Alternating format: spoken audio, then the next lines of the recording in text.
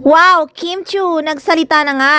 Hinding-hindi na tatanggapin si Sian Lim kung sakaling makipagbalikan ang aktor. So true naman kasi, hindi matutumbasan ng pera ang pain na naramdaman ni Kimi sa breakup nila ni Sian Lim. Halos buwis buhay pa nga palagi ang kanyang mga performance sa mga show niya, mapa sa ASAP o mapa Showtime.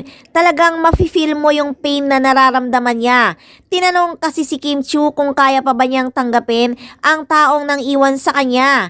Naiiyak pa nga si Kim Chiu na sinagot ang tanong. Papayagan po ba bang bumalik?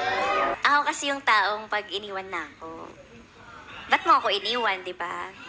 So, hindi na. Sarado May na! kanya-kanyang ano yun.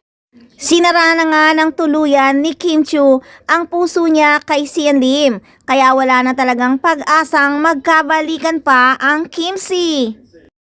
Ibinuhos na niya kasi ng 12 years ang pagmamahal niya ng sobra-sobra kay Sian Lim. Good for you, Kim. Bakit mo pa naman tatanggapin ang taong nanakit sa'yo na minahal mo na nga ng sobra tapos sinaktan ka pa ng sobra-sobra?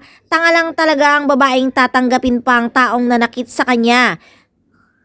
May kasabihan nga 'di ba, pag may lamat na, di na pwedeng ibalik pa sa dati. At yung sakit na naramdaman niya ay di na mababawi pa. Good for you, Kim. Sana nga matagpuan mo na ang taong magmamahal sa iyo habang buhay.